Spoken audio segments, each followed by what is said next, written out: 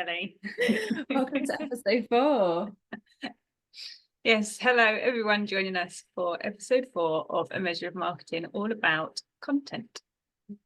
Content strategy. So we asked our audience what they wanted to hear about in episode 4, and literally everyone said content.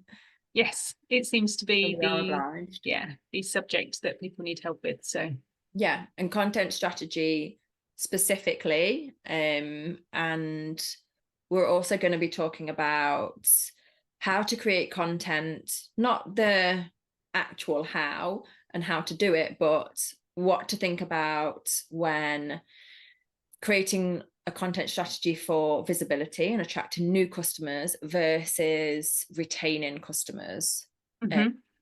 Which is still quite broad because it depends on your business structure, the amount of people that you have, resource, etc. And also if you're a one-person business or if you're a team of 3 or more. Yeah. And not quite. Say again. And the industry as well. Yes, it all ties in. And I think what people might find helpful is to give some takeaways or some practical kind of techniques as to how you can create content quickly and within budget, especially if you've got limited resources, limited time. I think that might be useful to people as well, just some tips and tools.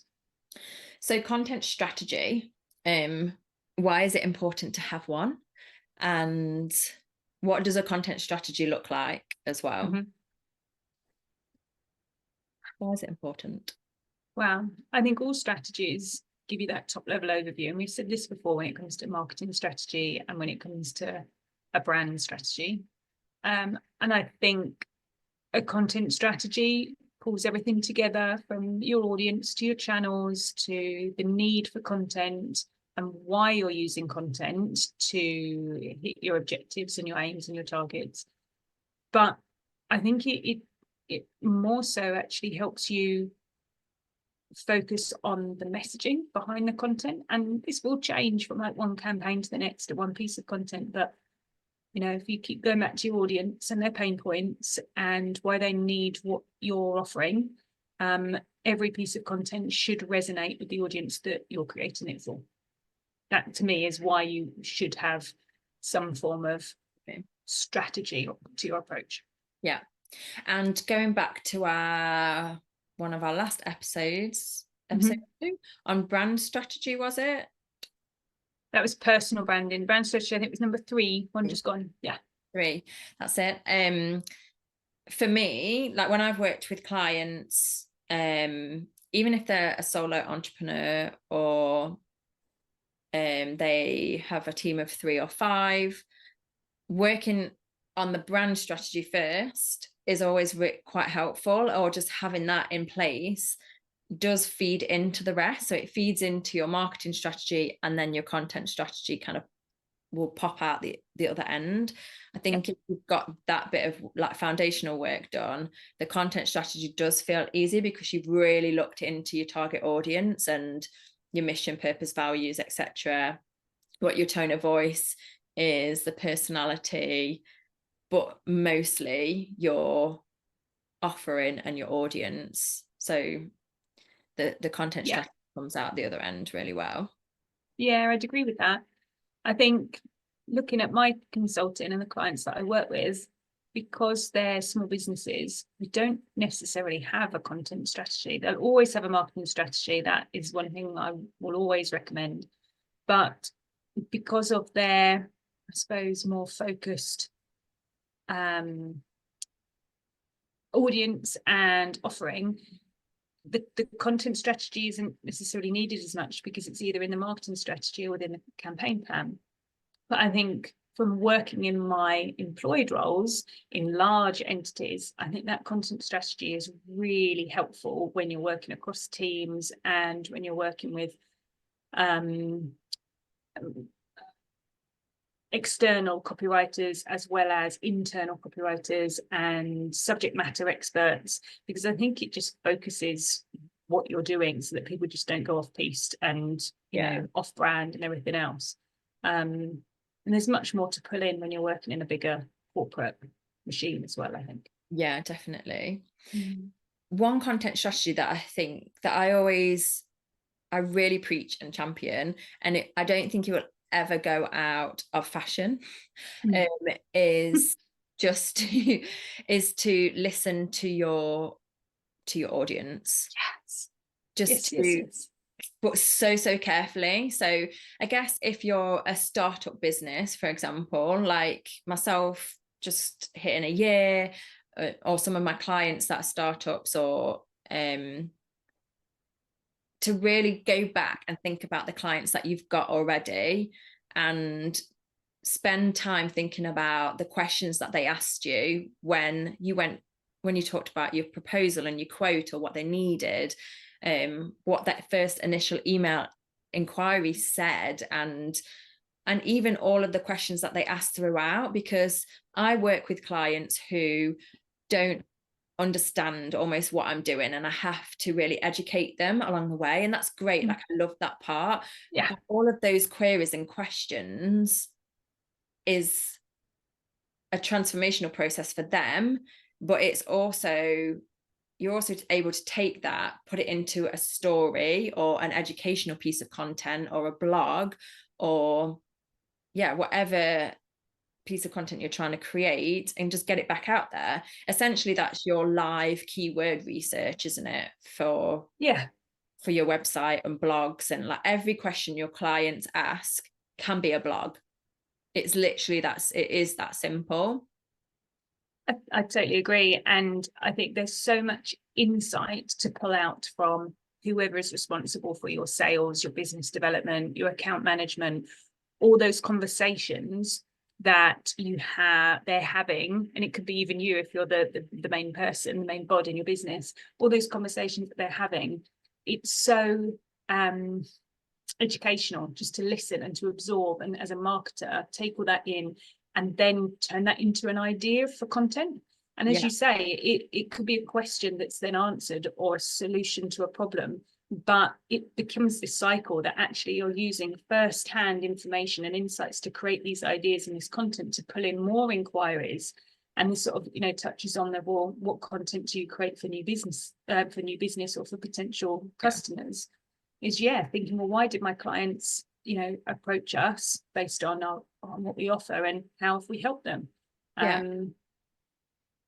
You can't get any more easier than that, really, if you think about it.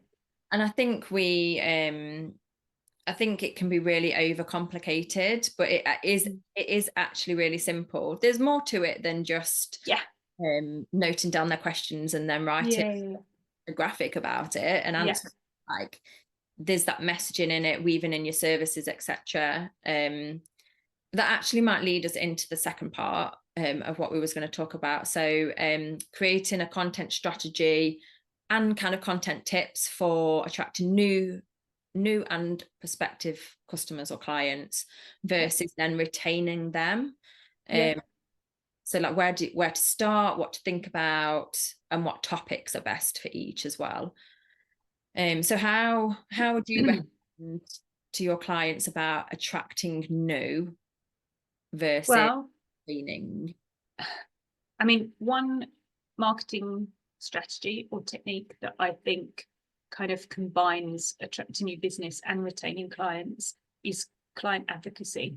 So if you have got a client that is happy to partner with you and share the journey that they've been on, how you've helped them, where they were, where they are now, and that process in between, it really is gold dust, because you can't make it up. Actually, someone else shouting about what you've done is amazing.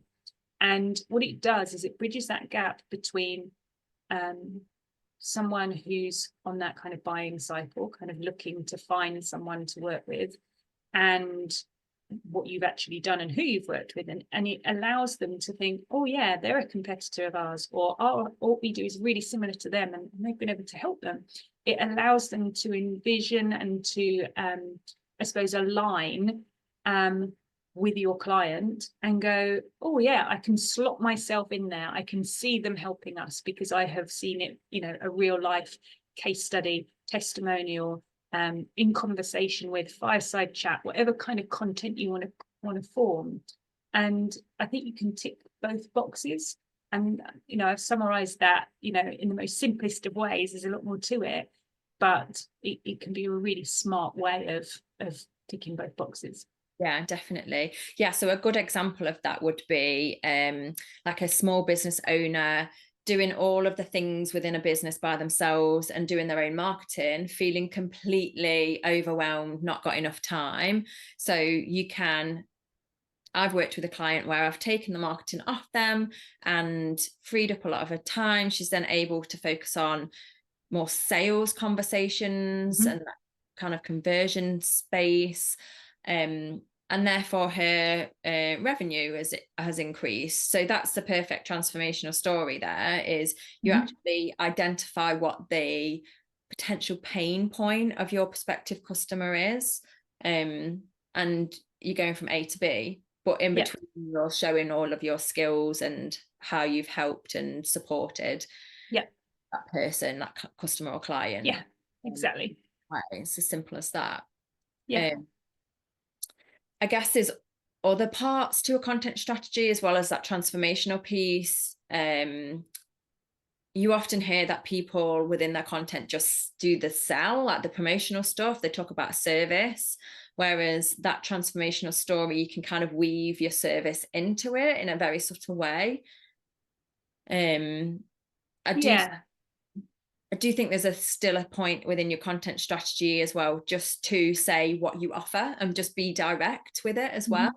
Because we can often read a lot of content that's not got a lot of context, but it shows a big result and you're still not quite sure how much you need to pay for that service or what that actually means to get to that result. I think sometimes just very direct to say, I offer this and this is the price and this is what happens throughout this process, is still part of the content piece as well. I agree. I think having the a variety of content, you're then ensuring that you have readily available content, whatever form that is, for different times when people are on that buying journey, from just putting the feelers out to ready to make a commitment. But it's not only saying how you can help them and how you can overcome their challenges. It's okay, well, what do you actually do? And I know everyone talks about with marketing, it's all about the benefits and what you can do to help them. But sometimes people just want a straight talking, this is what I do. But I think it's having that variety of that, maybe some thought leadership, so you actually demonstrate that you know your stuff and that you know what you're talking about in your industry, your field, your specialism, to the client advocacy piece, to talking about your team and raising their profile as well, so that people know, okay, well, this is who I would be working with, this is what they're like. You know, there are so many different aspects to content, different touch points. And I say touch points as in different points to touch on, to ensure that you're providing a potential customer with all the information that they need to make a decision. And then all those channels that you use, be it via email or via social media, you know, there's different ways that you can use it. But yeah, I think if you're just going to keep pumping out promotional stuff, you know, even if you went to an event and you decided to do a write-up on it based on your thoughts and your thinking of the latest trends, because AI's, you know, is coming and all this, you're just taking people on that journey to learn more about you and your thinking, and you know. So I guess a few tactically type of tips to get content feeling good and in a bit of a flow with it. I work so simple, like I don't use Notion or any apps or anything. I just have an Excel document, and it's got like a day per week, and then down the side it's got LinkedIn, Instagram, my LinkedIn business page, and then Facebook if I can sometimes be bothered to even plug into that.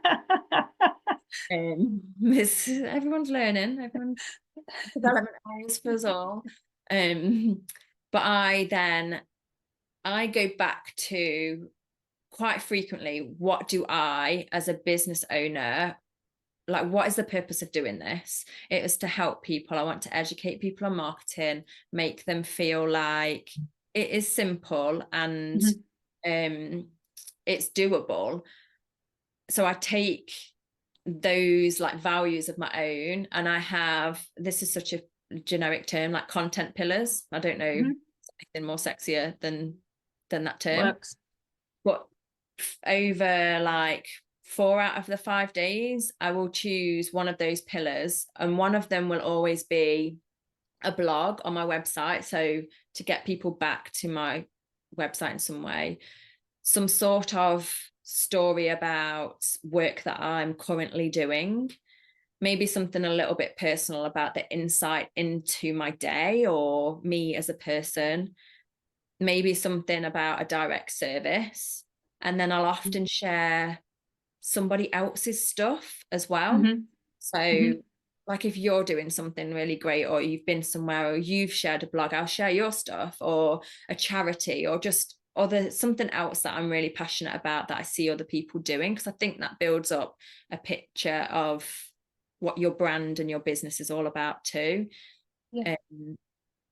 So yeah, that's how I kind of split my day, my stuff over a week. And again, just a variety of different types of content. Will come out. How do you normally do it? I think my approach to my own content marketing is so different to how I approach my clients' marketing, because I just don't have the time to treat myself as a client, and I wish I did, but I don't. And so I tend to look at it similar to you, and I don't have an email newsletter to focus on. I typically use social media and ensure that my website is up to date with fresh content. But similar, I will focus on a service. I'll talk about a little bit what I've done. I might have a new testimonial to share. I try and do exactly the same as you, just different types of content. And I've actually started to try different forms of content. So working on from blog posts to short video clips to sliders. And I think, you know, with small businesses, I tend to do this with clients, to go from digital PDF as brochures for their sales team to act as collateral, to Zoom conversations or client testimonials. So I think it's having a variety of different forms of content that work well with your audience, different pieces of content, and it all then will either be campaign based, or it will be similar to what you and I do, which is just that regular keep in front of mind for people, because I don't necessarily have the time to go and give it that depth of strategy with the content that I should do, or that I do with clients. That makes total sense. I think the retaining customers piece, I was just thinking then, a lot of that is down to the relationship that you built, isn't it? And that customer experience. And like you were saying around creating case studies, we were talking about before, weren't we? Actually working with them to go back over the process of working together and almost like reminisce over it, and do a bit of feedback sessions, write it all down, get it in a case study that's going to benefit everybody, link to them in your website, and they could do the same back to you, so it supports backlink content as well. And that's essentially retaining. It's almost about creating the content to retain the customers sometimes, particularly how we work. Because once you've done that and you've summarized it as well, and it's gone well, then hopefully they'll come back and ask for more if a project's finished. Exactly. And I think there's something quite valuable in talking to your client, and I say this to my clients: talk to them. What can they get out of the case study? What's their agenda? What's their campaign strategies for the next, year or so? What could they benefit from being included in the case study to showcase what they do? Because then, say if you did have a trade show event and you went and you ran a dual presentation on it to showcase not what you've done for them, but also to demonstrate how well their company's doing within their industry or within their field, it ticks that box for them as well. And I think marketing sometimes you can forget that marketers can lose that that driver, that actually what's in it for them, because if you can tick that box for them, they're more likely to want to partner with you to produce the case study in the first place, and then come back and work with you or recommend you. And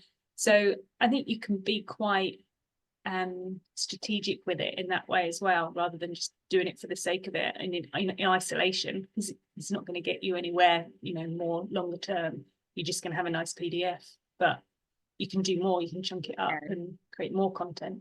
Yeah, that's such a nice point. Yeah, I think that's a good end to it.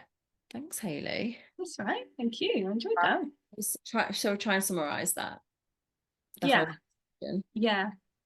Whole podcast. Okay. We're creating a content strategy because it's keeping us aligned to our overall brand strategy. It's helping us be specific in our messaging. Yes. It's to have a plan and actively listen and throw that insight back, like churn through, create a feedback loop almost, and push that back out. Yeah, with the audience in mind. Yeah. Did I miss anything on that? We then sort of moved into the idea of utilising client advocacy to not only attract potential customers, but also to retain clients as well.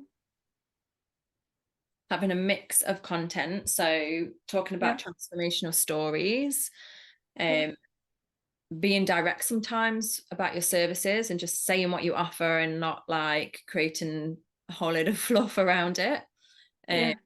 Locking into what your values were, to what type of content you want to create across any channel. It's all about your audience.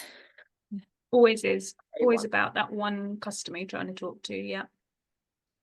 And maybe leave it on a tip for people that when they're trying to create content and trying to be clever with their time, that if they created one piece of content, say a blog post that's 1,000 words, you could pull out 2 blog posts from that based on 2 paragraphs that you then make a bit bigger. You could create 4 or 5 different talking heads about points within that blog post. You can then, if you throw in a testimonial from a client as well, then you could even have that as a standalone piece of content for social media. I think it's being savvy with your content and repurposing, recycling for different audiences, and using your time as efficiently as you can. Nice ending. Nice. Thanks, Kelly. Here's to episode 5, whatever that may be. Who knows? We'll let the universal LinkedIn decide. I'll speak to you soon. Take care. Later. Bye. Bye.